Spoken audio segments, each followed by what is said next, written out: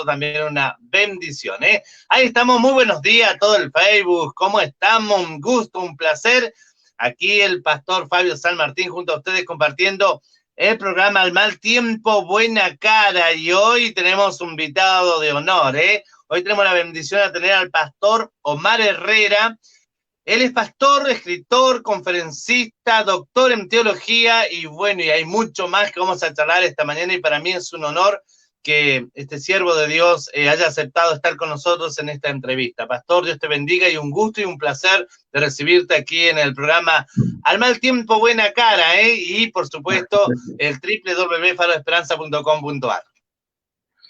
Muy bien, muchísimas gracias, pastor. Qué honor y qué desafío el nombre del programa, Al Mal Tiempo, Buena Cara. Lo cierto es que estoy muy entusiasmado, muy agradecido al Señor y por supuesto de todo corazón a tu persona, a todo lo que es el equipo de la radio, de tenerme en cuenta para charlar un ratito acerca de cosas que nos pasan a los seres humanos. Así que un saludo. Me perdí en la cuenta de la cantidad de países, la verdad, sorprendente a todos nuestros hermanos en esos distintos países. Nuestro cariño desde aquí, desde el norte de la Patagonia Argentina, Cipolletti, Río Negro. Qué lindo, pastor, qué lindo, sí. Son una cantidad de países que nos acompañan, que siempre nos están enviando mensajes, nos saludan. Tengo que buscar traductores a veces porque hay gente que me lo manda en escrito, viste, en su idioma, y tengo que estar buscando que alguien me lea, pero muy contento de poder recepcionar todos los mensajitos. Pastor, me da mucha alegría.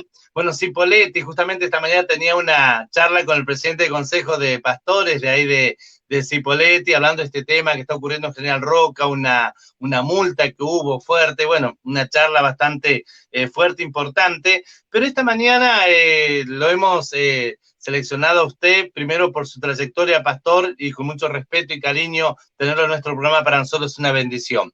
Quiero conversar un poquitito, ¿hace cuántos años usted está sirviendo al Señor, pastor? Bueno, tenemos tiempo, ¿verdad? Sí.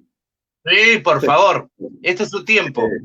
Yo nací en hogar cristiano, soy, bueno, en ese sentido, igual como el testimonio de mi esposa, la pastora Cristina, somos tercera generación de cristianos evangélicos. Mis abuelos cristianos, Ajá. mis padres cristianos. Yo nací en casa evangélica. Acepté a Cristo a los 8 años, me bauticé a los 12 años, pero me convertí a los 19 años. Esto es algo como Ajá. es típico, no sé si el síndrome del hijo del evangélico, que como papá y mamá va a todas partes y lleva a sus hijos a todas partes, incluido está la iglesia, los párvulos, los primarios, los embajadores del rey, los campamentos. Así que a los 19 años tuve mi encuentro personal. Yo siempre lo cuento, fue un momento muy especial de mi vida, la edad donde uno está resolviendo de lo que va a vivir hasta que se muera.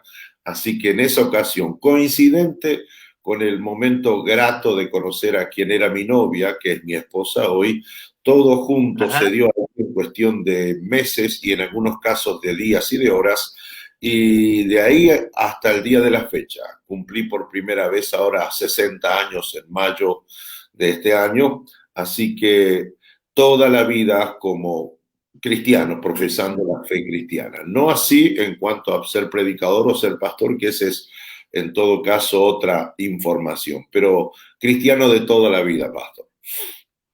Qué lindo, qué bueno, pastor, y cuántas experiencias, ¿no?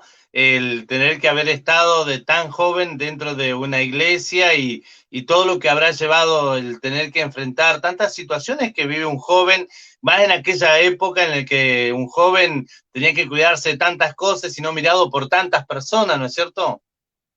Eh, la generación del 60, yo lo estoy mirando al pastor ahora, Fabio, le estoy tratando de calcular la edad, pero lo cierto es que, lo cierto es que los que son de la década, de la época de los 60, 70, esa es una generación fue una generación, y sigue siendo, porque hay muchos especímenes con vida todavía, muy Sí. idealista, muy idealista. O sea, tengan en cuenta que para los 18, 19 años, alguien de esa generación más o menos tenía resuelta su vida.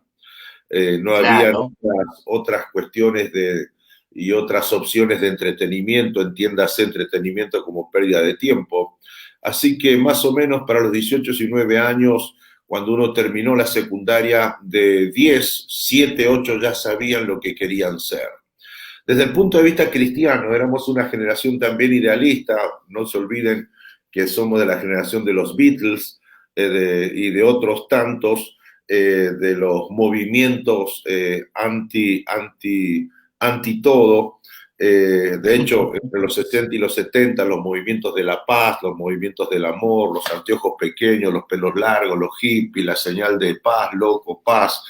Entonces, luego eso se muda a otra experiencia generacional, que es la generación de aquellos años, los 70, que es reaccionaria al establishment de aquellos días, al status quo, a la injusticia, a la falta de equidad, y comienzan a aparecer los movimientos de guerrilla y demás. Pero todo tiene su foco, todo tiene su matriz de nacimiento en una cultura escolástica, en una cultura de pensamientos. En los colegios, las universidades eran los centros donde se generaba la idea y luego nacía el movimiento. Así que yo vengo de aquella generación, no teníamos tantos problemas como ahora.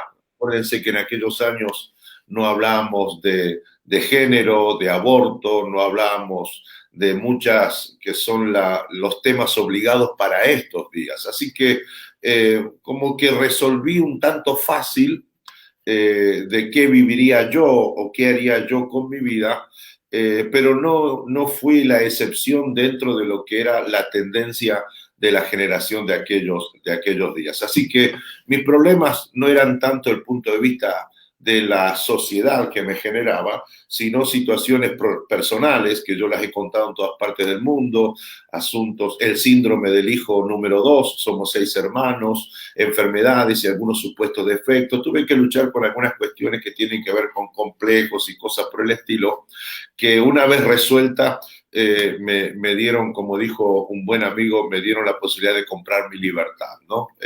Pero básicamente por ahí viene la cosa y el testimonio de uno.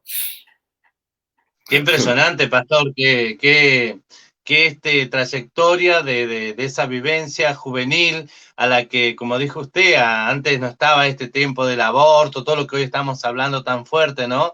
Y la tecnología tan avanzada. Y cómo era en aquellos tiempos también el servicio al Señor, porque siendo joven, tener que estar involucrado en una iglesia, cómo fue esa parte a la que hoy es tan diferente, ¿no? Y cómo era ese momento que usted lo podía desarrollar. Ya voy a pasar a una parte que me interesa mucho el tiempo de ahora, pero me interesa esa parte por qué razón. Hay mucha gente que nosotros nos escucha y de pronto queremos conocerlo. Sí, de hecho, no estoy diciendo de que esté bien que nosotros seamos parte del caudal cultural de la época en que nos toca vivir. No digo necesariamente que esté bien, porque de hecho, en ese sentido, acuerdo perfectamente con un pensador británico, cristiano él, que escribió un libro llamado Contracultura. La propuesta de él es que la cultura cristiana va en contra de la cultura del século, de la cultura del mundo que tiene a Dios como el gran ausente. El punto es que sí es verdad que de 10 jóvenes de nuestras iglesias de aquellos años, 6, 7 queríamos ser pastores, queríamos ser misioneros. No se olviden que yo vengo de la época del tal como soy de pecador, de los himnos con el énfasis en ir a las misiones. Por eso muchos de los de mi generación son pastores, porque lo que se imponía, y no expresé mal, lo digo en señal de comillas, lo fuerte de nuestros grupos juveniles de adolescentes es que queríamos ser pastores, queríamos servir a Dios en el ministerio, y era no solo el llamado al ministerio, sino que era un dejarlo todo drástico. Ajá. Era un enfocarse así, no lo pensábamos mucho. De hecho, yo tomé la decisión de ser pastor entre mis 18 y mis 19 años y dejé 5 posibilidades de hacer dinero. O sea, yo sé por qué soy pastor. No soy pastor Ajá. porque me fue mal en esto, en aquello, en lo otro, entonces soy pastor ahora. No. O sea, yo tuve que optar y poner sobre la mesa, y como mi situación, mi esposa construyendo su historia en Mendoza, porque ella viene de Mendoza, y así tantos otros. Así que para aquellos años queríamos ser pastores, queríamos ser misioneros. No es lo mismo ahora. Claro, Acuérdense claro. que la irrupción de las redes, porque pastor, ¿qué nos da las redes? Las redes nos da la posibilidad de trascender con inmediatez, ¿bien? Antes de ser un pastor patagónico, era condenado a que no te conozcan de por vida, pero cuando aparecen las plataformas famosas, el famoso streaming, la famosa posibilidad de exponerse y con una tecla, recién lo mencionaste, en este momento en tiempo real son miles los que están asistiendo, conectándose de distintas partes del mundo a esto. O sea, esto no se veía en los 70, ni tampoco en los 80. Es más, yo enamoré a mi novia de ayer, esposa de hoy, en la época del telegrama, en la época del teléfono. No había celular. Mis padres Claro. tenían el único teléfono de ese sector del barrio porque había que pagarlo. Entonces, hoy la irrupción de las redes nos da la posibilidad de trascender, que me vean. Entonces surge esto de los fans, de los conectados, de los me gusta. Y eso, créame, que tiene su impacto en la personalidad del sujeto, del individuo, que lo tiene que resolver en algún momento de su vida. Así que eso queríamos nosotros ser y dejamos todo. Yo en mi caso, usted córteme, pastor, no hay problema, pero si no yo No, arranco. no, da Pero gusto escucharlo. en mi caso, a ver, yo iba a ser médico pediatra, pero dejé Ajá. mis estudios de pediatría por eso, por ser pastor. Yo iba a ser empresario de la construcción, junto con mi hermano mayor íbamos a continuar la empresa que tuvo mi papá, pero decidí no continuar en eso. Yo iba a hacer carrera como bancario, como banquero, pero renuncié a esa carrera por el hecho de ser pastor. Iba a ser jugador de fútbol profesional. Yo me fui a Buenos Aires y me probé para ficharme en un club de trascendencia, pero renuncié a eso. Todo se redujo a 6 horas que yo tuve mi encuentro personal en un canal de riego, aquí nomás en la Extodi, entrando hacia el oeste de mi ciudad de Cipolletti, una madrugada que me fui de casa, me quedé tirado en un canal, era un otoño, y ahí yo resolví qué sería yo. Y ese día tomé la decisión de volver al Señor, de casarme con Cristina de Lourdes Lucero y de ser pastor. Bien, y eso es lo que somos hasta el día de hoy. Qué lindo, pastor, qué historia y tan que hoy la puede contar de esta manera para nosotros, para las personas que están viendo, escuchando, una gran experiencia. Era un poquitito conocerlo porque, bueno, yo he tenido la oportunidad de escuchar su nombre por diferentes lados, haberlo visto por pantalla, pero nunca haberlo tenido de frente como para poder charlar, aunque sea por este medio, y para mí es una bendición hacerlo. Pastor, ¿y cuándo llega ese llamado? Porque bien dijo usted ser pastor, ¿no? Y tuvo que hacer de ese abanico de oportunidades que tuvo, ¿no? El ser pastor, ese llamado, ¿cuánto lo sintió fuertemente el decir, y la verdad que Dios me está llamando para esto y no para otra cosa, por más que tenía tantas oportunidades? ¿Por qué llegó a ser el pastor? ¿En qué momento sintió ese llamado? Eh, bueno, ahí yo me di cuenta que por lo general el llamado, los procesos del llamado son muy similares. Lo que por lo general cambia es el escenario, ¿no? Ajá. Es el lugar, el momento histórico. Pero siempre hay un llamado, siempre hay un llamado. Primero. Segundo, siempre hay una resistencia al llamado. Tercero, siempre hay un convencimiento del llamado. Y cuarto, siempre hay una obediencia al llamado. Eso les puede llevar al individuo muchos años. En esto de ser Ajá. pastor, yo me he tocado voy a usar la palabra cientos, que me han dicho que el Ajá. Señor está ese llamado, pero no están actuando en el llamado.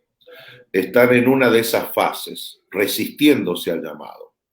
En otros, pero es un momento, es personal, es el momento histórico de la persona.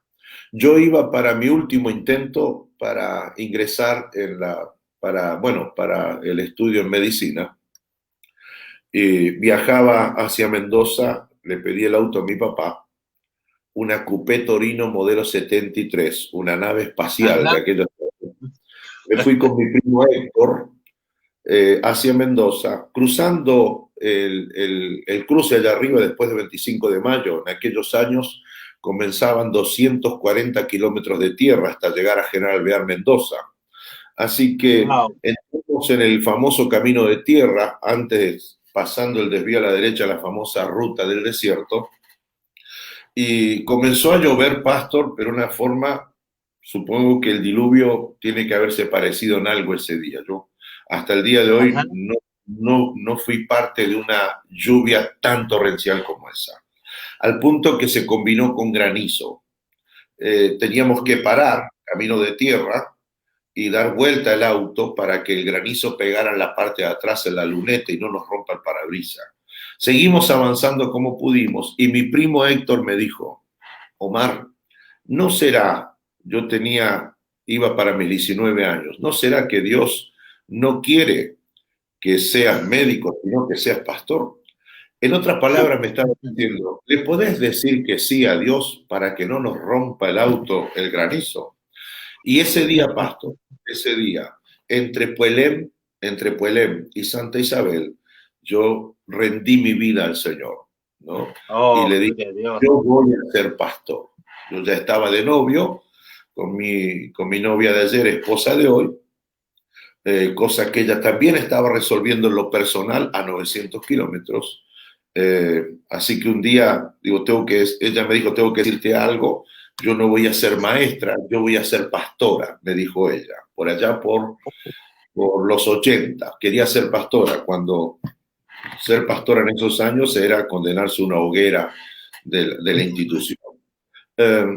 Viajó así por ti, me iba a decir eso para que terminemos nuestro noviazgo y yo le digo, antes que me digas nada, yo te voy a decir otra cosa. Yo no voy a ser médico, yo voy a ser pastor. Nos abrazamos y nos pusimos a llorar los dos. Así que, en cuanto al llamado, para todos los que nos están escuchando, tengo una buena noticia. La buena es que Dios es el que llama.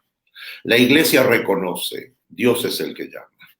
La iglesia dice, ese hombre, esa mujer ha sido llamado por Dios. Porque yo no voy a pastorear en la nada. No existe un pastor si no hay ovejas. Bien, entonces, la iglesia reconoce. Cuando Dios llama, me llamó. ¿Lo hizo desde el vientre de mi mamá aplicando la experiencia profética? Sí. Pero hay un momento en que eso se hace real. Luego viene el proceso en que yo tengo que aceptar mi llamado. ¿Y sabe qué, pastor? El tiempo que se invierte en aceptar mi llamado es proporcional a cuán agarrado yo estoy a las cuestiones estrictamente materiales. Ajá. Entonces, el primer miedo que tiene un candidato a pastor es de qué va a vivir. Como tenemos experiencia de pastores en miseria, como tenemos una crítica de la sociedad anti-Dios contra los pastores, de que somos unos vivos bárbaros, que somos muy hábiles, que con algunos artilugios en nombre de la fe nos quedamos con los dineros de ellos, en nombre de la gran mentira llamada diezmo, pactos, ofrendas y cosas por el estilo. Por eso en Argentina el actor social pastor no tiene una rúbrica, no tiene un estatus. Yo pago mis impuestos en este país y soy de servicios varios. Lo que entre ahí no sé. Entonces, y como tenemos terror a que se confunda de que quiero ser pastor por dinero, entonces tenemos de 10 candidatos en el año 2020, 2 que aceptan entrar al ministerio. Entonces, claro, la revelación va madurando y se va ensanchando y nos vamos dando cuenta de otras cosas al día de hoy. Tengo paz para abordar este tema porque yo del año 2003 que no, a mí no me paga salario la iglesia, yo me gano la vida de otra forma, ¿bien? Entonces, siendo pastor, lo que he ido aprendiendo en el camino, si alguien lo quiere recibir, no juzgar ni criticar, sino simplemente recibir para considerar, con sumo placer puedo contarle cómo fue que fuimos construyendo esta realidad. Entonces, cuando llega ese momento de aceptar que uno reconoce el llamado, eso sucede en un momento de la historia de uno, escuchando un programa de radio como este, yendo en el carro. Es más, seguramente alguno va a escribir ahora diciendo yo tuve que detenerme porque yo soy uno que resiste el llamado de Dios, y va a contar que se estacionó en una gasolinera, como le llaman en el exterior, y le rindió finalmente su vida al Señor, al ministerio. Entonces, porque yo soy parte ya de los que se van poniendo viejos, de los que tienen que mirar hacia atrás y ver la nueva generación que va trascendiendo y que tiene que ir tomando el testimonio del ministerio pastoral.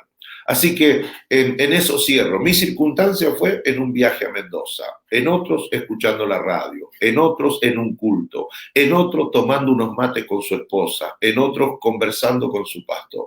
Entonces, y de hecho, y bendito sea el Señor y la hora de que eso sea así, porque Dios se adecúa como uno es. Dios habla en inglés y también en español.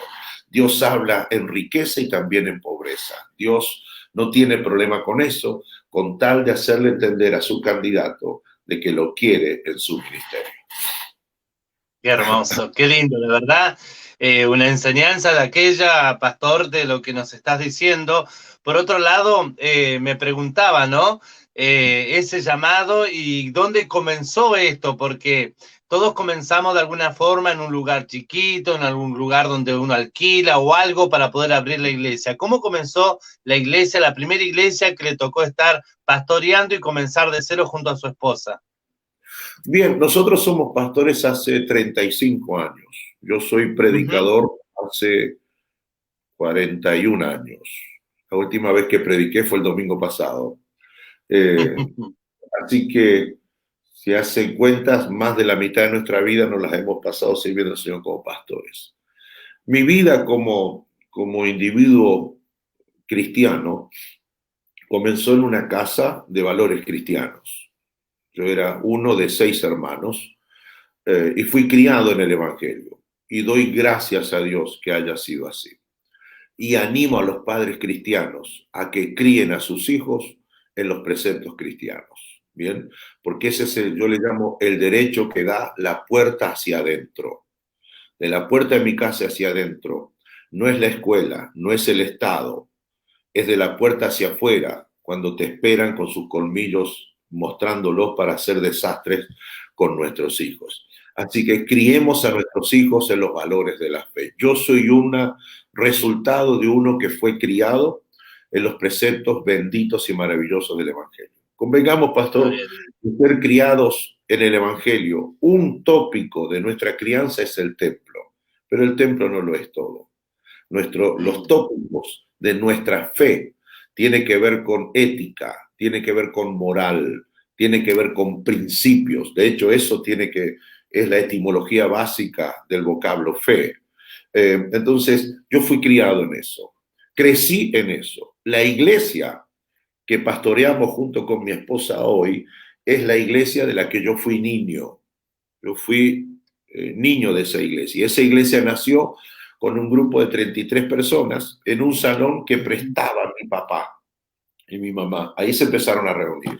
Cada uno venía con su cajón cosechero, el cajón cosechero que se usaba antes, muy típica, de mucho uso aquí en el área donde yo vivo, porque no habían asientos, ¿bien? Así que los ofrenderos, nunca me olvido la imagen, eran 2 tarros de leche nido. La leche nido es omnipresente, está en el tiempo desde generaciones. Y ahí, yo me acuerdo hoy el ruido de las monedas, ¿no? Cuando poníamos la ofrenda.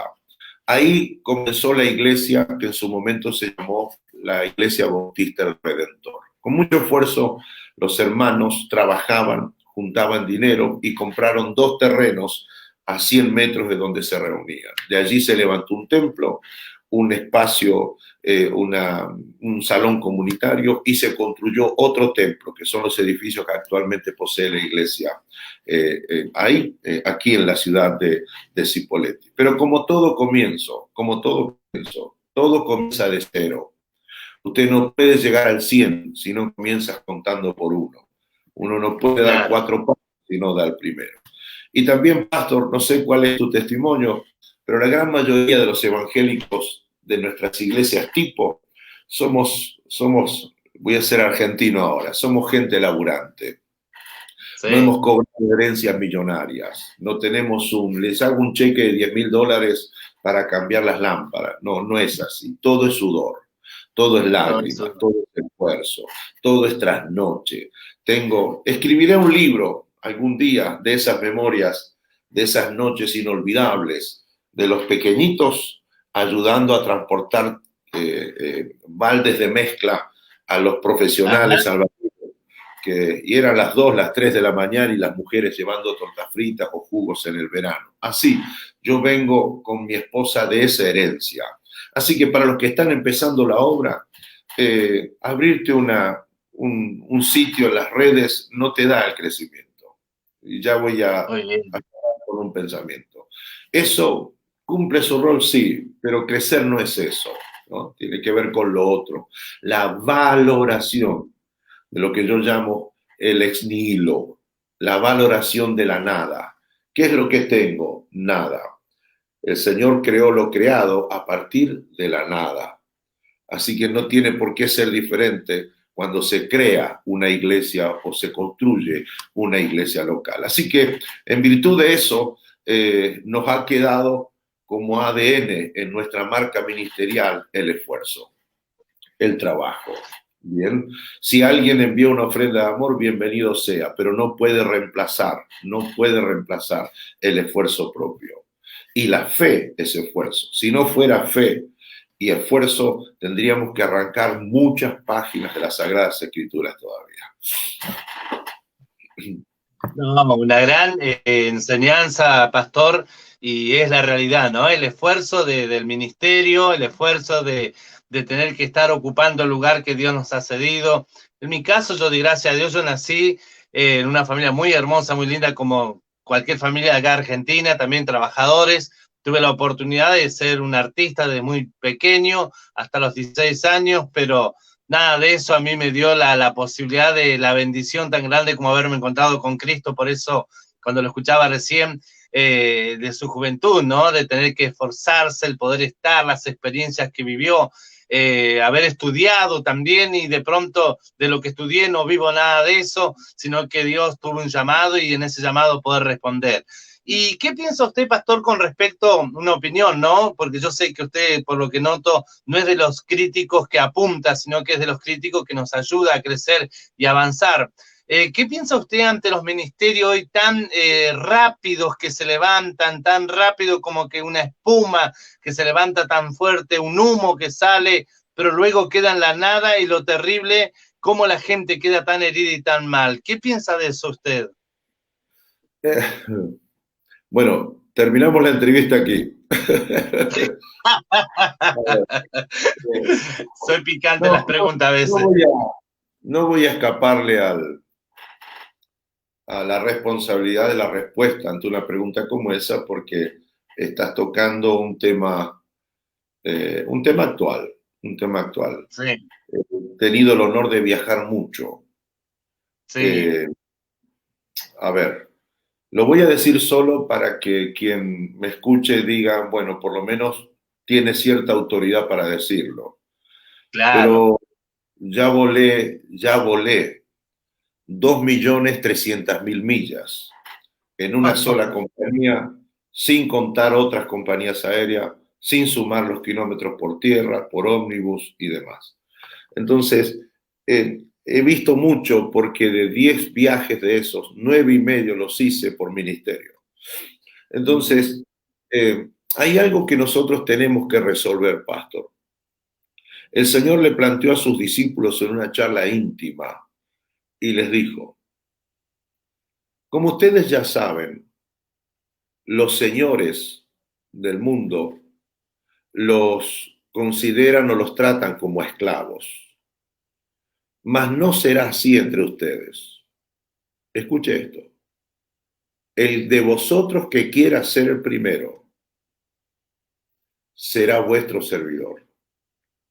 Cuando él dijo eso, el que de vosotros quiera ser el primero, puedo construir ahora, si me dieras permiso, un sermón. Sí. Y el título sería, Sí, por favor. ¿qué quiero ser? El Señor Jesucristo plantea algo y como conclusión rápida, inmediata, me dice a mí, 2000 años después, leyendo el texto, que no hay problema con querer ser primero. El problema es la metodología que voy a utilizar para ser primero, el camino que voy a caminar para ser primero. No tenemos que olvidar, y pongo en contexto ahora, que esta es una sociedad patológicamente individualista. Por ello, de hecho, yo asesoro empresas. Dentro de mi falta de vergüenza, asesoro empresas. Y uno de los principios de mercadotecnia que enseñamos es este: construye tu marca, construye tu logo, construye tu ADN empresarial. Ahora, desde el punto de vista de la empresa, es necesario identificarse con un logos, una marca, un producto, un contenido. Ahora, el problema viene cuando aparece Cristo, se cruza en el camino y nos dice a sus 12, y nos dice a usted, a mí y a todos los que están conectados: el que de vosotros quiera ser el primero, debe ser el que va a servir a los demás. Y levanta un modelo, como el Hijo del Hombre no vino para que le sirvan, como es el século hoy. En la sociedad actual busca que me sirvan, sino que de su vida en rescate por mucho, como el Hijo del Hombre lo hace. Entonces, ¿por qué aparecen este fenómeno en la realidad cristiana, por lo menos iberoamericana evangélica? Ministerios que aparecen y luego desaparecen. No es un juicio de valor, líbreme Dios, por favor, sino que es una simple descripción y un clamor implícito para yo no caer en eso. El ser humano cristiano primero es humano, luego es cristiano. Así que tarde o temprano deberá resolver esto. ¿Qué quieres ser? ¿Quieres ser el primero? También en la iglesia puedes ser el primero. Y comenzar a subir con inmediatez la famosa escalera del éxito. Algo así como comienzo como ujier y puedo ser apóstol. Entonces, un ujier no tiene seguidores, mas sí lo tiene un apóstol. Es lo más que diré mencionando un nombre que puede irritar a alguien. Pero el punto es que lo que pasa en mi motivación interior es que quiero ser primero. Y si quiero ser primero, la sociedad me dice, necesitamos a uno, no a dos. ¿Quién se acuerda del segundo? ¿Quién escribe una crónica sobre el que llegó último? Los aplausos, los vítores, todos son para el primero. Y saben, hay algunos que quieren ser primeros, y hay otro que le dificulta la llegada para hacerlo. Y como dificulta la llegada para hacerlo, entonces el que quiere ser primero se corre y construye su propia realidad ministerial. Eso en mi barrio le llamamos división. De hecho, el modelo bíblico es el del viejo que le ayuda al nuevo, el pastor al pastoreado, el maestro al discípulo. Su pastor les está dando el modelo, Jesucristo. Pueden ser primero, pero no van por el camino del século. Allá se compite y se destruye sin cesar, a diestra y siniestra. Vayan por el camino que elegí yo. Sirvan a los demás. Den su vida por los demás. Porque es muy posible que también se llegue a ser el primero. La diferencia es que en el primer caso reclamo que me reconozcan. Pastor, ¿por qué se van algunas personas de algunas iglesias en otros países, en Argentina? ¿Por qué? Porque aquí no me reconocen. Amén de que debemos reconocer, el reconocimiento como aliento al otro, lo cierto es que implícitamente siempre está el reclamo de ser, primero, reconocido. Construir la respuesta. ¿Por qué este fenómeno en las iglesias? Porque todavía en muchos casos no se ha resuelto cómo opera por principios el reino y la sociedad mundana. En el reino yo simplemente quiero servir. Por eso yo tomé una decisión, pastor. Cuando yo me muera, quiero haber construido una historia, no por el número de gente a la que le gané, no por los ministerios a los que superé, ni por los logros que obtuve, sino simplemente cuántas veces pude servir a los demás. Si yo entiendo eso, entiendo un principio del reino. ¿Cuál es el principio del reino? Renuncia. ¿Saben cuál es todo el tema? El kit de la cuestión. El kit de la cuestión es, ¿cuánto voy a tardar yo en mudarme de mi no, Señor, a mi sí, Señor? En el medio hay mucho orgullo por procesar. Impresionante, impresionante, pastor. Creo que es uno de los puntos claves a los que hoy tenemos que de alguna manera prestarnos para hablar, y muy sabio en cómo lo está marcando, y a mí me da una gran alegría poder abordar este tema aquí en el programa, porque se ha visto tanto y tanto, tanta gente perjudicada al seguir a alguien que de pronto se levantó de la nada y luego quedan para cualquier lado, y como que el evangelio comienza a desprestigiarse y de pronto se comienza a hablar del evangelio, de los pastores y todo lo demás, y a veces es este tipo de personas, ¿no?, que no está sujeto y no está dejándose ser enseñado y seguir el modelo o la forma que el pastor de un poco nos está dando, que de parte del Señor. Y por otro lado, pastor, usted ha sido un hombre que ha viajado muchísimo, que ha dado muchas conferencias. Cuénteme esa parte tan linda también, porque el viajar no ha sido el simple hecho por viajar, sino por la obra del Señor. ¿Cuáles han sido los temas que de pronto en otros países ha tenido que abordar y que han sido relevantes para la enseñanza de la iglesia? A ver, tres cosas. Yo siempre hablo por puntos. Viajar es un placer. Viajar es una responsabilidad. Y viajar es un fruto. Es un placer, sea porque voy de turismo o sea porque voy por ministerio. Si voy por turismo, todo el día hago turismo. Si voy por el ministerio, voy del aeropuerto al hotel, del hotel al lugar del servicio al hotel, del hotel al lugar del servicio, y la última noche a un lugar para cenar con los anfitriones, de ahí al hotel y al otro día al próximo compromiso. Eso puede parecer apasionante a prima facie, pero después de que pasan 2 o 3 meses, se torna no aburrido, sino es rutinario. Y ese es el peligro. Ese es el peligro. Así que es un placer viajar, pero también es una responsabilidad cuando el viaje tiene que ver con lo ministerial. Porque uno no puede olvidar que uno, como dice mi buen amigo Dante Gebel, uno no puede olvidar que uno simplemente es el cartero de Dios que lleva una carta y uno lleva un mensaje. Por eso yo he sufrido mucho con esto de ir a predicar, cosa que hice en su momento, ir a predicar mi mejor sermón y después haberme dado cuenta que fue muy bueno, pero no le ayudó a resolver el problema a la gente que me escuchó y me dio el honor de escuchar.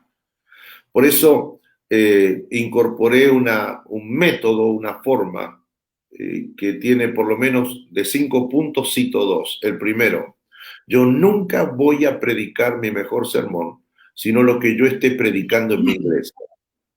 Porque la iglesia de Cristo es la misma en todas partes del mundo. Replay, aunque usted no lo crea. Entonces, segundo, establecí como metodología personal, siempre me sujetaré al pastor que me invita y siempre le preguntaré al pastor que me invita, pastor, ¿en qué le puedo ayudar? Esa es mi pregunta retórica. ¿Qué tema quiere que desarrolle? ¿De qué manera lo puedo ayudar mejor? Y ellos me dicen, cuando ellos me dicen el tema por el cual me convocan, entonces yo me ahorré un tiempo de oración. Ya oró el pastor, ya me está diciendo lo que necesita. Así que me preparo en ese sentido. Ahí sí puedo tomar información previa que yo ya tengo en mis archivos y adecuarlo a la realidad del país, de la iglesia local a la que voy. ¿Bien? Pero finalmente es un fruto, es un fruto. Y sufro mucho con el paso mío por una iglesia. Yo me he propuesto no ser un buen predicador, me he propuesto simplemente ser inolvidable, que quieran que uno regrese, ¿no? ¿Por qué? Porque no voy tanto por el compromiso, pastor, no voy por el compromiso ministerial, porque ese compromiso entre nos es predicar, es un boleto de avión, es una ofrenda, es un hospedaje, es una comida. Es ideal para algunos, pero, pero hay algo más en esto. Y hace muchos años que más que cumplir compromisos en nuestros viajes, lo que andamos haciendo con mi esposa, andamos buscando amigos. Eso, porque los pastores somos animales muy solitarios. Tenemos todas las puertas cerradas para contar nuestras desgracias, nuestros dolores, nuestras broncas, nuestras injusticias, nuestras miserias. Bien, estamos retenidos, no podemos hacerlo. Así que, pues andamos buscando amigos. Y desde el año 2000 y monedas hasta el día de la fecha, pastor, todas las puertas del mundo que hemos visitado están abiertas. ¿Por qué? Porque hemos encontrado amigos. Lo bueno es el momento en que uno predica, el culto maravilloso, pero lo mejor viene como la construcción de la amistad después. Entonces, si yo no voy con la motivación de construir amistades, entonces voy por el dinero, voy por mi primer lugar, voy por acá llegó el nuevo Moisés del último desierto.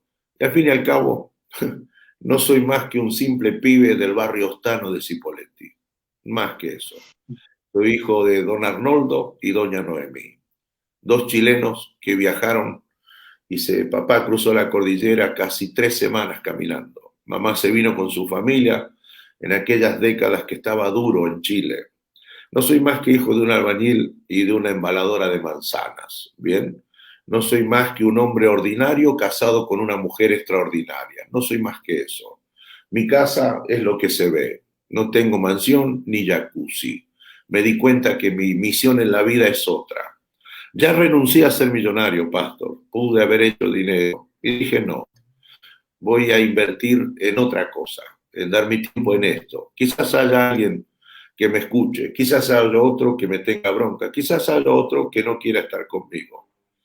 Y lo asumo, por el fin y al cabo, el juego perverso de la vida también es así. No obstante eso, los viajes me regalaron esto. Conocido países, claro que sí, pero lo mejor es la inmensa cantidad de amigos que tenemos, ¿bien?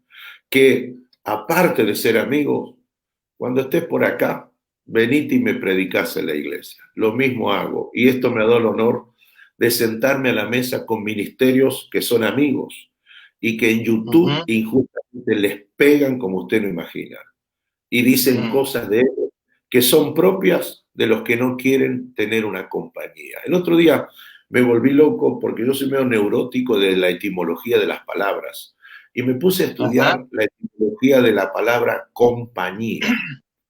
El sufijo con es junto a y compañía tiene que ver con pan, pan. Compañía es con pan, compañía es comer el pan juntos, es construir una vida, es construir una relación. Tengo un amigo en Puerto Rico que lo volvimos a ver después de 5 años y le digo, wow, tanto tiempo no nos vemos, perdón, y no te escribí. Y él me dice, pero no pidas perdón, somos amigos. Y me dijo así, esos son los amigos. los que se vuelven a sentar a tomar el café que quedó pendiente la última vez, aunque haya sido hace 5 años. Entonces, mis viajes, Pastor, y si un día voy para allá, será para que estemos en radio, porque me gusta la radio, pero será también para ver cómo anda don Fabio, ¿bien? ¿Qué más podemos hacer juntos? ¿De qué manera nos podemos dar la mano? Y eso no sale en la red. Eso no tiene fans, eso no tiene paga. Eso es el mejor capital de la vida, porque al fin y al cabo, ¿qué es lo mejor de la vida? Esto, que cuando termines tu programa y llegues a casa haya alguien esperándote. Cuando yo entre a mi casa, esté mi esposa, estén mis hijos. Cuando yo pueda levantar un teléfono y esté mi amigo. Y mi amigo tiene 5 millones de seguidores. Y mi amigo firma contratos siderales. Al fin y al cabo, es un tipo común y corriente. Somos compañeros de la vida y de eso se trata. Los viajes me regalaron eso. Aparte de conocer muchos países. Qué lindo, Pastor, qué hermoso, y que en todo nos estás dejando una enseñanza que me alegro muchísimo. Es el objetivo que tiene el programa, siempre, de poder distendernos en esto. Y ahora, Pastor, ¿qué pensás de esta pandemia? ¿Qué pensás de todo esto que está aconteciendo y cómo la iglesia ha enfrentado esta situación? ¿Cómo lo ves desde tu punto de vista? Bueno, frente a esto, insisto, lo mío no son juicios de valores, ni tampoco es una hermenéutica caprichosa. El punto es que vivo en un mundo que, según me enteré, está bajo ataque. Yo fui en marzo a Estados Unidos 14 días porque tenemos nuestra hija menor allá sirviendo en una iglesia. Fui a cumplir unos compromisos ministeriales, de ahí iba a volar a Centroamérica y tuvimos que cancelar todo porque entró la pandemia. Fui por 14 días y me quedé 78 días. Tuve que llegar aquí 2 días para viajar, un milagro, y quedar encerrado 14 días. Así que tengo 2 o 3 opciones. Una, este es un invento de Bill Gates. 2, esta es una obra demoníaca del diablo que utilizó un murciélago hervido en un caldo en China y comenzó todo esto.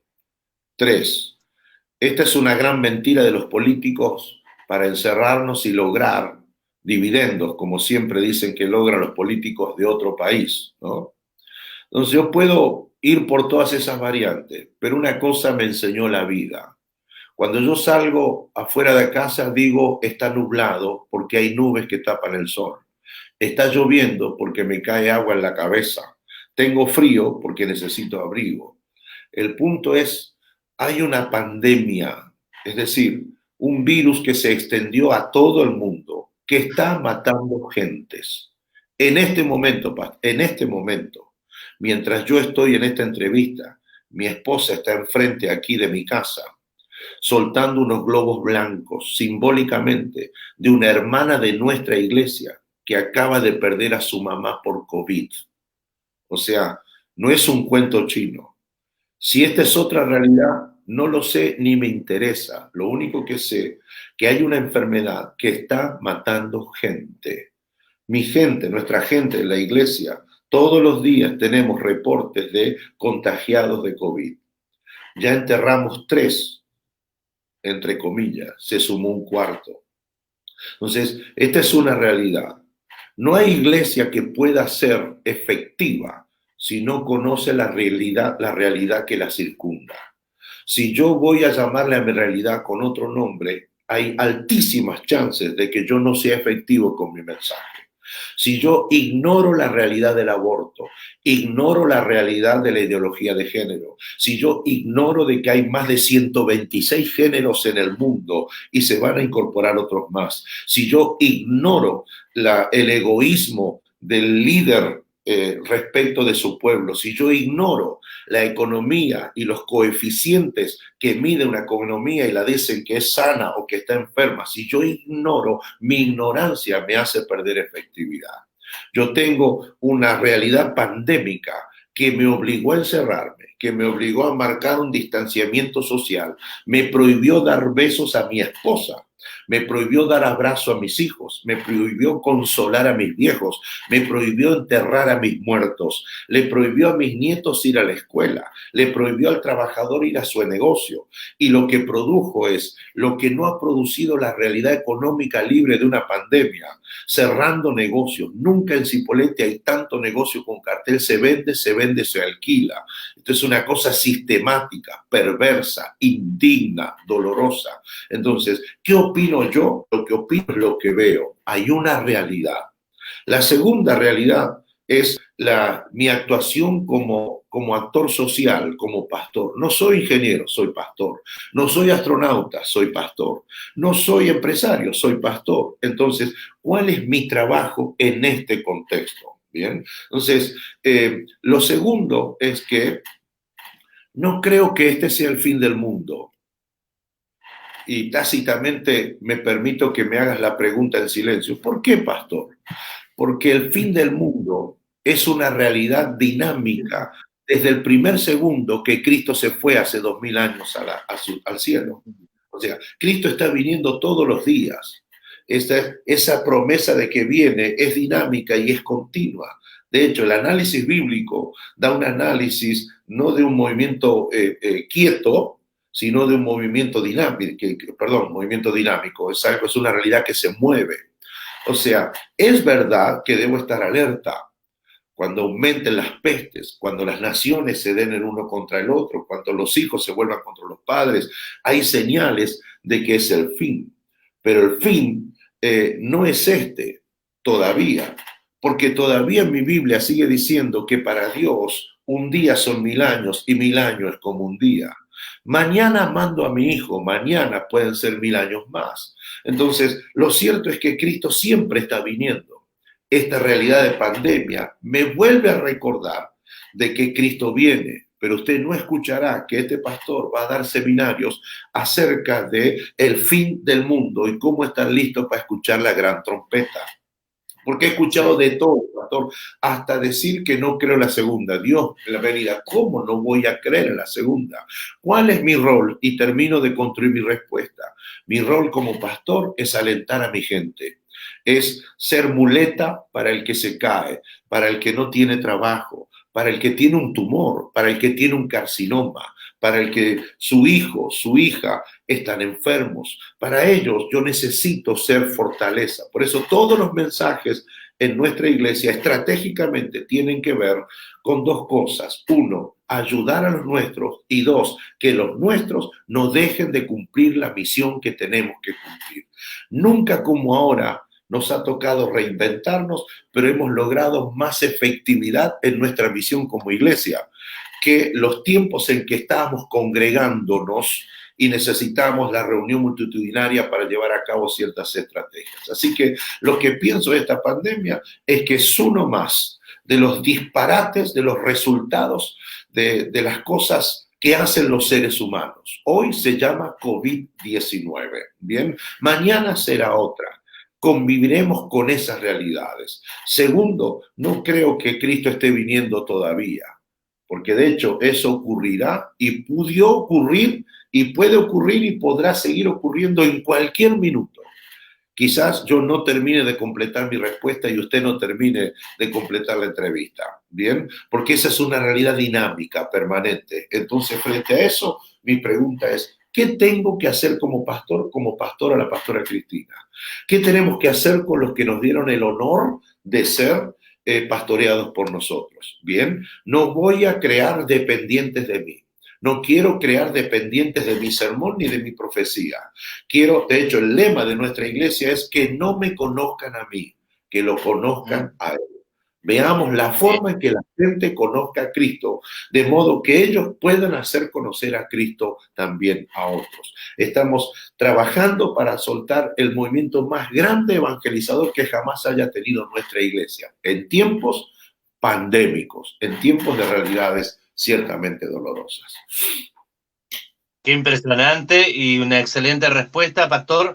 Creo que es un tiempo tan difícil, ¿no? Para la iglesia, que por ahí uno lo mira, ¿no? Y de pronto también pensás de que la iglesia tiene que conectarse con Dios. Bien decías algo muy bien al final, donde decís que no me conozcan a mí, conozcan a Cristo. Yo creo que hoy la gente tiene que conectarse a Cristo, que este tiempo justamente debiéramos aprovecharlo para eso, para que la vida de Cristo esté en nosotros y podamos mostrarlo a este Salvador, a este Dios maravilloso que realmente vale la pena no decir no, sino siempre avanzar y ver su gloria. Así que, Pastor, realmente una bendición. Todo lo que Bueno, nos estás enseñando, nos estás marcando, puntos importantes. Y bueno, quiero cerrar un poco esta entrevista que ha pasado una hora de charla, una bendición, para mí una alegría, y no quiero quitarte más tiempo. Sí, que me comente un poquitito, encierre nada más tu familia. Entonces está la pastora Cristina, que es sí, la que te acompaña, la que está siempre, y también tus hijos que están trabajando en la obra del Señor. bien. Sí, bueno, nuestra familia es una pequeña tribu, ¿no? Ajá, Mi esposa Cristina, que es la pastora de la iglesia en Cipolletti, tenemos el honor de tener una pequeña red de iglesias y yo soy un poco responsable de la parte de predicación, de decisiones un poquito más oficiales, de representatividad ante las instituciones, en fin, y de ayudar a las familias pastorales de la red. Mi esposa es la muy bien. pastora de aquí de la iglesia, o sea, yo me sujeto, es brava ella, ¿sí? Así que vamos a cumplir 39 años de casados ahora el 12 de diciembre, digo por si alguien quiere Ajá. mandar un presente.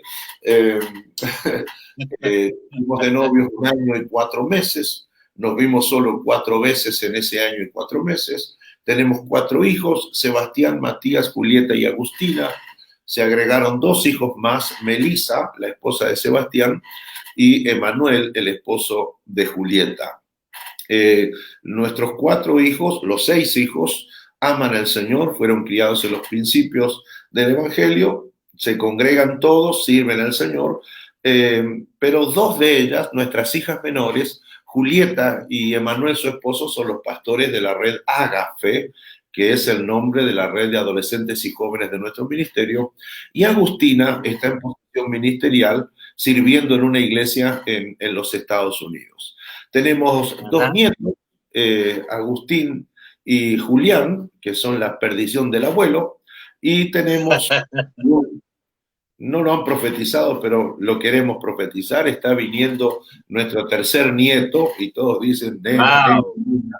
Lo cierto es que ya somos abuelos, ¿no? Entonces, esa es Bien. nuestra pequeña familia. Eh, Quizás, ¿por qué no?, también nuestra primera iglesia. Muy bien, qué lindo, Pastor. Hermoso poder escucharlo. Y bueno, quiero cerrar este contacto con usted y va a quedar abierto para otras oportunidades, Sí, con mucho gusto. poderlo convocar. Lo escucho. Sí, sí, no, con mucho gusto, cuando me digas, con mucho gusto. Gracias, muchas gracias, Pastor. Para nosotros una alegría.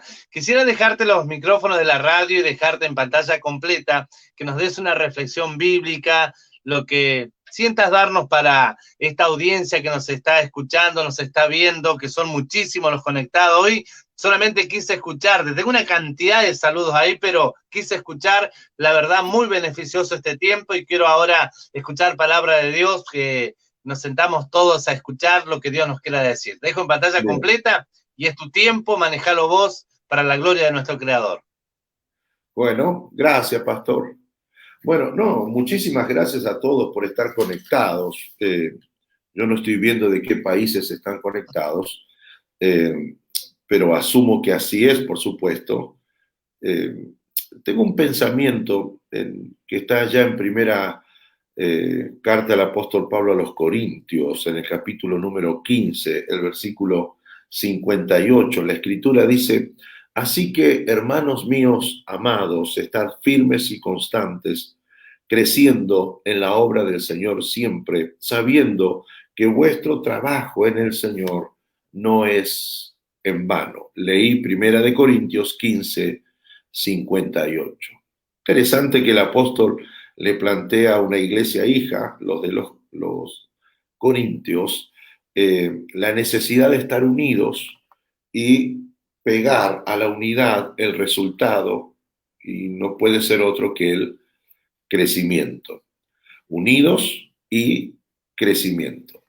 Cuando uno se pone a pensar en la palabra crecer y lo hace en el contexto de las iglesias evangélicas, por lo general ha sido visto el fenómeno del crecimiento de distintas maneras y en muchas ocasiones con ciertas connotaciones un tanto negativas, ¿no? Porque de pronto crecer es como una ambición personal que no viene de Dios, que no es aprobada por Dios, que no es promovida por Dios. Eso es un deseo, una motivación de la persona o de ese pastor para poder trascender, ser conocido, etcétera, etcétera. En otro contexto, crecer es visto como la imposición que ejercen cierto sector del liderazgo de la iglesia para que los que están bajo ese liderazgo se multipliquen, ¿no? Y no se pierda tiempo. Tiene que haber multiplicación de células, de ministerios, de personas y demás. En otro orden de cosas, es como la mayor expresión de espiritualidad que puede presentar uno respecto de otros. Es decir, mira cómo ha crecido, debe ser muy espiritual. Si uno siguiera con esta especie de conteo de connotaciones no siempre positivas del fenómeno del crecer, aparecería una, y es la última que voy a citar, como una pasión peligrosa por salir personalmente de la mediocridad, es decir, mi posibilidad de crecer en el ministerio porque nunca crecí nada en la vida, vengo de un contexto de humildad, de intrascendencia, de mediocridad, de desprecio, entonces de pronto puedo trascender y mi construcción como persona, como identidad se fortalece, se revaloriza. Entonces, más allá de todo eso, lo que está claro es que la Biblia nos manda que nosotros crezcamos. Inclusive en tiempos de pandemia, este mandamiento no ha sido quitado de las Sagradas Escrituras. El apóstol Pablo les dijo a los corintios, así que, hermanos míos, me llama mucho la atención que no les dijo primos, no les dijo parientes, ¿sí? Ni amigos, ni compañeros de milicia, sino que les dijo hermanos, hermanos. Y esta es una palabra muy fuerte porque históricamente los evangélicos la hemos utilizado como una palabra comunicacional, ¿no? El hermano Juan, la hermana Rosa. ¿Alguien sabe a qué hora llega el hermano Pedro, el hermano pastor? Al punto que no admitiríamos utilizar en el contexto de nuestras iglesias el nombre propio. En algunos casos me consta es como una especie de falta de respeto. Entonces, hermanos, ¿quiénes son los hermanos? Entre sí son diferentes. Yo soy uno de 6 hermanos y no somos un calco. Pensamos distinto. Asumimos realidades de la vida desde perspectivas o tribunas diferentes. Pero ¿qué es lo que nos hace hermanos? Lo que nos hace hermanos es nuestro origen. Todos venimos de un mismo papá y una misma mamá, todos venimos de un mismo útero. Y eso es lo que nos hace hermanos. Por eso Pablo le planteó a los corintios con esta forma de identificar. Ustedes son mis hermanos, que piensan distinto que yo distinto que ustedes. Venimos del mismo Cristo, venimos del mismo Señor.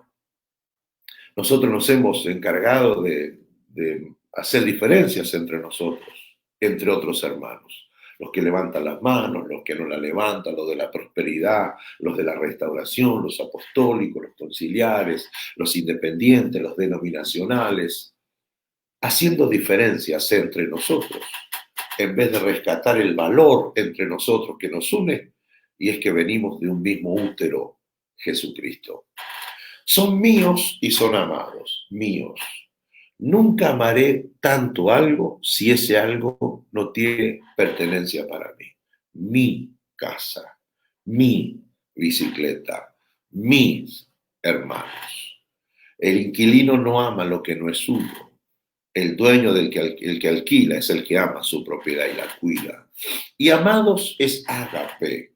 Amados es esos que salieron del mismo útero del Señor Jesucristo, a quienes yo ágape. Los amo de modo incondicional. Hago algo por ellos, aunque haciendo algo por ellos yo no tenga ninguna retribución al respecto. Lo que planteó Pablo es esto, recta final de esta corta reflexión. Primero la unidad. Y la unidad real, más unidad que nunca, es la unidad que surge de una convicción. Yo me uno a ti porque tú y yo, aunque uno usa barba y el otro no, tú y yo venimos del mismo Jesucristo. Y si vienes del mismo Cristo, no me interesa que seas pentecostal o bautista. Me interesa que si vienes de Cristo, eres mío. Yo soy tuyo. Entonces nos cuidamos incondicionalmente, mutuamente. A esa unidad de hermanos, el apóstol le plantea lo siguiente: están firmes, constantes, creciendo en la obra del Señor siempre. Firmes. Es interesante el concepto de firmeza. Sólidos, duros, estables, resistentes, consistentes, robustos. Hermanos míos, a quienes amo entrañablemente y daría mi vida por ustedes. Ya no depende de mí, la firmeza depende de ustedes. Si ustedes quieren ser débiles, eso serán. Si ustedes quieren construir y ser sólidos en su fe, eso serán. Si quieren ser blandos, eso obtendrán. Si quieren ser duros, eso es lo que vivirán. Si quieren ser inestables, eso es lo que experimentarán. Si quieren ser estables, eso es lo que disfrutarán. Manténganse firmes. Decidan por la firmeza. Constantes, constancia, perseverantes, tenaces, insistentes. Traducción argentina, cabezones, ¿bien? Tomen la decisión personal. ¿De qué?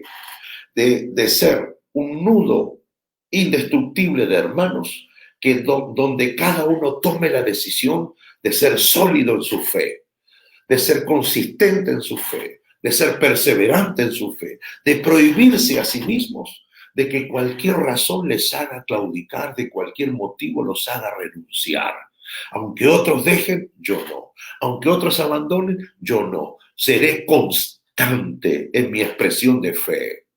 Y por último, creciendo en la obra del Señor siempre, aumentando el tamaño, aumentando el número, multiplicando lo que soy y lo que tengo. Creciendo es adelantándose, avanzando, adquiriendo nuevas fuerzas, adquiriendo mayor cantidad de cosas, de recursos, abundar en algo que se tiene hasta hacerlo de ese algo demasiado de ese algo. Entonces, cierro diciendo, crecer es natural, pero también es una decisión mía. En este momento crece un nieto en el vientre de nuestra hija. Estamos en pandemia, pero el bebé está creciendo. Es natural que crezca. Contra todo pronóstico, es esperable que crezca. Pero también hay un crecimiento intencional, que es el que puedo hacer en favor de mi propia persona. No se espera que alguien no crezca, porque si alguien no crece, allí hay un problema, quizás una patología. No es una orden para unos y una excepción para otros el crecer. Crecer nos involucra a todos. De hecho, el crecimiento es visto como una manifestación natural de la presencia de Dios en la vida de una persona. No puedes haber aceptado a Cristo hoy y estar en A, y después de 15 años de haber aceptado a Cristo, seguir en A y no haber avanzado hasta J, por lo menos. El crecimiento dice que hay un desarrollo, un desenvolvimiento, una madurez. Por eso el mismo apóstol plantea y dice, no está bien que teniendo necesidad de comida sigas deseando la leche, teniendo necesidad de vianda sólida, desear todavía la leche. Ya son grandes. Se debe crecer y se debe crecer siempre. Esto indica entonces y cierro aquí con mi corazón agradecido, que crecer debe ser tan natural y tan cotidiano que se transforme en un proceso, en un estilo de vida, en una forma de vivir la vida. Todos los momentos de la vida, los buenos momentos, los malos momentos, de la salud, de la enfermedad, de la sequía o de la prosperidad, todos son momentos propicios para crecer. Hay que crecer en la oración, hay que crecer en el estudio de la palabra, hay que crecer en el conocimiento de una relación en compañía con Dios. Bien, hay que crecer de bebé a niño, de niño a adolescente, de adolescente a adulto, de inmaduro a maduro. Si uno no sabe cantar, puedes crecer hasta que seas un profesor de canto. De hecho, yo sé que he crecido si a los 20 años ya no hablo como si tuviera 5 años. Yo soy escritor y mi primer libro, comparado con mi último libro, dice que yo he crecido. Asesoro a nobles escritores. ¿Por qué? Porque he crecido como escritor. Eso no es petulancia, eso no es vanidad ni orgullo, eso es dar testimonio de algo que es lógico y natural. Tengo que crecer. Entonces, el reino de Dios promueve el crecimiento, estimula el crecimiento, porque el estancamiento permanente no define la genética del reino. A 40 y tantos años de predicador, 35 y tantos de pastor, tantos años volando y predicando por tantas partes, ciertamente tiene que haber producido algo, un crecimiento en mi persona. 1000 experiencias buenas, miles de experiencias malas, dolorosas, injustas, de incomprensiones, de difamaciones, arrojan como resultado que uno haya crecido. Por eso la Escritura dice, el crecimiento no es en vano. Vano es algo que hoy está y mañana desaparece. El crecimiento de lo que yo hago por el Señor no es en vano, no es un no valió la pena, sino todo, absolutamente todo lo contrario. Hay premio y retribución de parte del Señor. Así las cosas, entonces, es orden de Dios que yo tengo que estar dispuesto a seguir obedeciendo. En mis últimos minutos de participación en este prestigioso programa, he querido hablarte de crecer. Estamos en pandemia, pero crece. Aprovecha tu encierro para crecer. Crece en tu oración, crece en tu investigación de la Escritura, crece en la práctica tuya como predicador, crece en la búsqueda de alternativas para servir a los demás, crece en las formas creativas de poder predicar el Evangelio, crece, madura, sé más grande, sé adulto. ¿Por qué? Porque el día que puedas con total libertad hacer lo que tienes que hacer, este momento de encierro no fue de encierro, sino que fue un tiempo de crecimiento y los resultados los verás con tus propios ojos. Padre, te pido en el nombre bendito y maravilloso de Cristo Jesús, a los cientos y cientos conectados, oh Dios, a esta plataforma ahora, nos unimos como un solo hombre en el poderoso nombre de Cristo Jesús para decir, afirmar y declarar de que el tiempo que vivimos es un tiempo de oportunidad, oportunidad para crecer, oportunidad para madurar, oportunidad para predicar, oportunidad para encontrar, Señor, caminos, estrategias alternativas para que te conozcan a ti y no me conozcan a mí. Declaro, Señor, y oro con todas las fuerzas de mi fe, Señor, que se multiplican las formas de transmitir, las maneras de comunicar, que creceremos como iglesia, las formas de poner el Evangelio, Señor, como opción delante de aquellos que no te conocen. Hoy más que nunca, Señor, oro para que tú animes, alientes al desanimado y al desalentado, para el pastor que trabaja duro y cree, Señor, que su trabajo no sirvió. Dile, Dios mío, por tu Espíritu Santo, que ha valido la pena, que no hay puntada sin hilo en tus costuras, que no hay cosecha que no germine, Señor, de las semillas que fueron sembradas en los tiempos difíciles. Que se hable de lo que hiciste en el tiempo de la pandemia, que se hable de cómo crecimos en los tiempos del encierro, para la gloria de tu nombre, para bendición de aquellos que te amamos y aún de aquellos que te buscan y aún no te conocen. Declaro la bendición tuya para tu iglesia en Argentina, en América, Sudamérica, Centroamérica, Iberoamérica. Señor, tu prosperidad sea marca registrada, integral en todos los ámbitos de la vida de tu iglesia, para la gloria de tu nombre, por Cristo Jesús. Jesús nuestro Señor. Amén, amén, amén y amén. Que el Señor les bendiga. Muchísimas gracias por estar ahí. Pastor, muchas gracias por tu tiempo, gracias por habernos dado tantas reflexiones y haber puesto en nuestros corazones enseñanza. Queremos agradecerte este tiempo, decirte, bueno, para una próxima que podamos estar en contacto y poder de esta manera tener otra entrevista. Ha sido muy rico poder tenerlo en el programa. Gracias, pastor. Gracias.